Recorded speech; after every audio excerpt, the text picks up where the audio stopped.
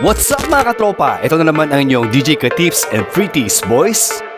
Samahan nyo kami sa Beat the Heat this summer edition. Last part na ito, promise! Handa na ba kayo sa aming adventure dito sa Aurora Province? What's up mga katropa? Dito tayo ngayon sa Bulawan Falls. Time check, 8 a.m.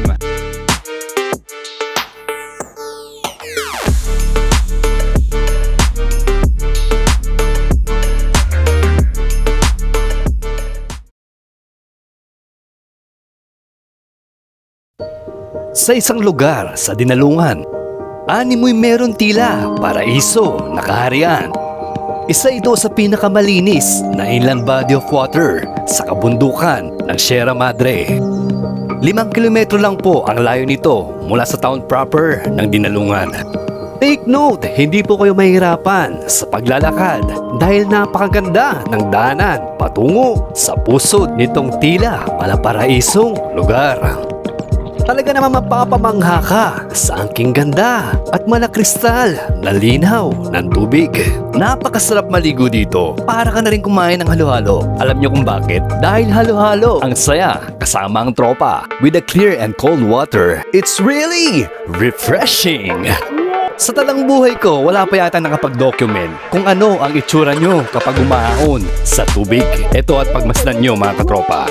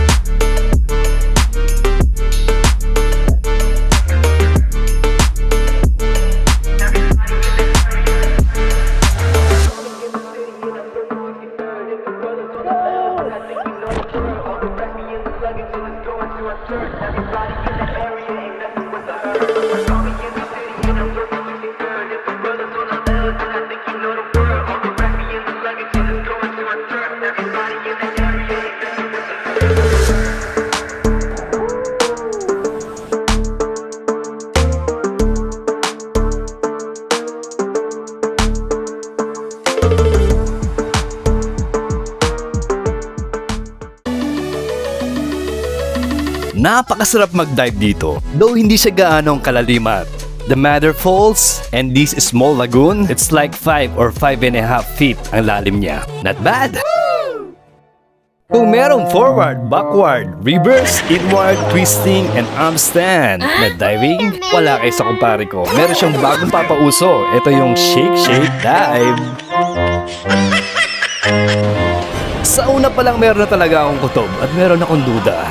Nasa likod ko kasi yung matanda. Kaya ito, tinulak ako. Plakda. Masakit po yan ha. Sa mga kids, wag po nating gagayahin yan. Hala, mukhang malaki yan na huli ni paring Uboy ah.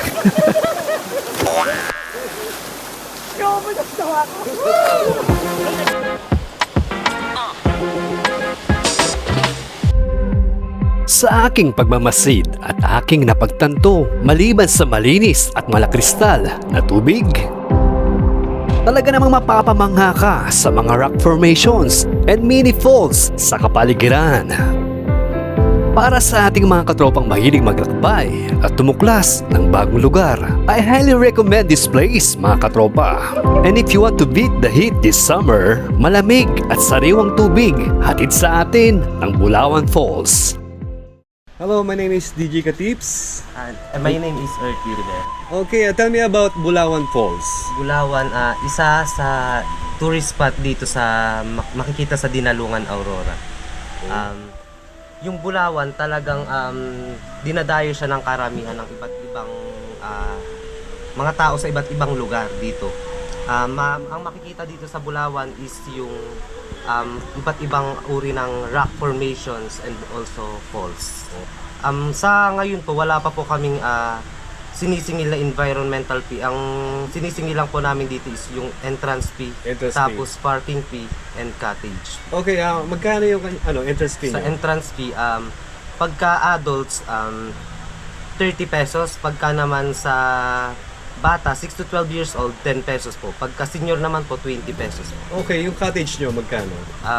Depende po sa cottage. Pag 2 table po ang pinestuhan na cottage, 400 pesos. Then pag single table lang po is 200 pesos po. Okay, yung sa parking fee nyo, magkano? Sa parking fee is depende po sa sasakyan. Pagka 4 wheels, 30 pesos. Pagka trikes, 20 pesos. And sa motor is 10 pesos po.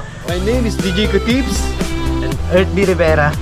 Dito lang yan, sa Bulawan Falls. Sulit na sulit ang pagpunta namin dito. Kaya ano pang hinihintay nyo mga katropa? Halina't bisitahin ang Bulawan Falls. If you like this video, make sure to subscribe for more.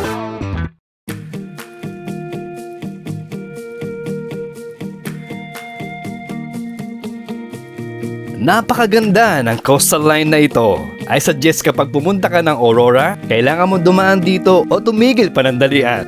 Isa ito sa sikat na pasyalan sa Aurora. Ito na ang pinakahihintay natin mga katropa. Samahan nyo kami, libutin natin ang Aurora Baler!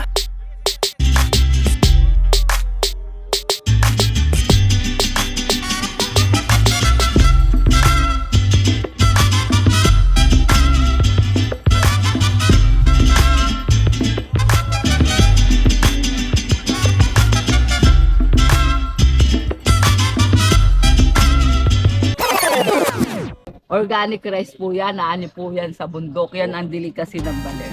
Wow! Halika kayo at tikman natin ang sikat na delicacy ng Baler.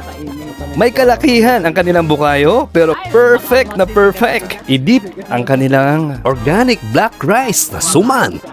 Good, good. Kapag kayo'y nagawi dito, kailangan nyo tong matikman.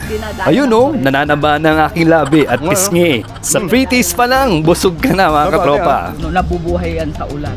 Oh, Oo, dito sa amin, sa Baler, walang summer. Kung gusto niyang umulan, uulan yan. Kung iinit, iinit.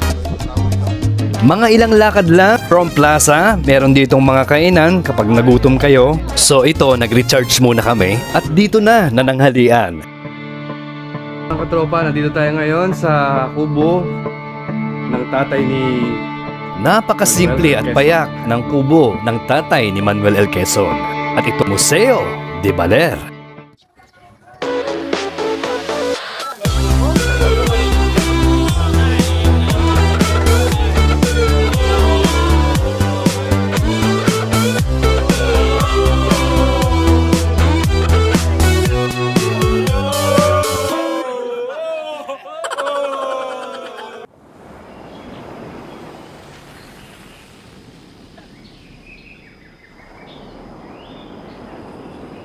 Way back when I was a kid, naririnig ko lang talaga ang lugar na Baler at lalong naging kilala ito dahil sa mga pelikula. If you're going to ask me, bakit ako naging nature lover? Isa po ako sa 90s kids na ang libangan araw-araw at kalaro noon ay ang bato, puno, tubig at lupa. When you grow old at tumatanda ka na, napakasarap sa pakiramdam ang makatapak dito sa beachfront ng Baler, Aurora. Yahoo!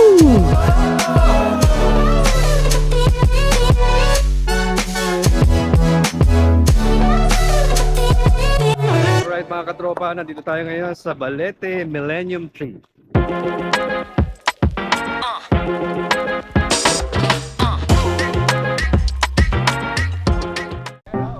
You know. Oh.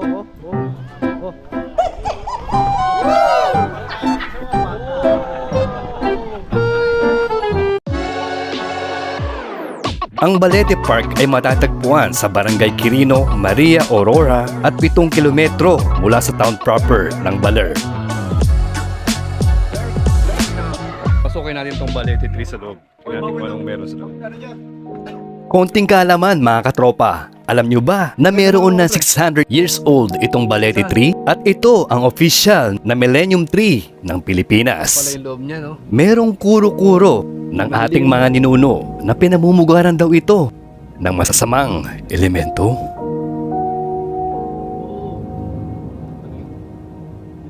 Tatapwat maging ganun man ang kasabihan, dapat nating itong pahalagaan alagaan at protektahan. Dahil ito ang munting regalo ng kalikasan. Sa loob, oh.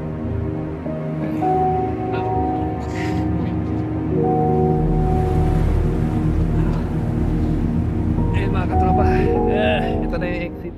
At dito na po nagtatapos ang ating Beat the Heat this Summer Edition 2024. Maraming salamat po sa pagsubaybay at panunood. Ito po ang inyong DJ Katips na nagsasabing, huwag mahulog, baka mahulog. Kung nakapunta ka na sa Aurora, kwento mo naman ang experience mo, mga katropa. Maraming salamat, Freakies Boys! Hanggang sa muli, please follow, like, share, comment, and subscribe. Maraming salamat po!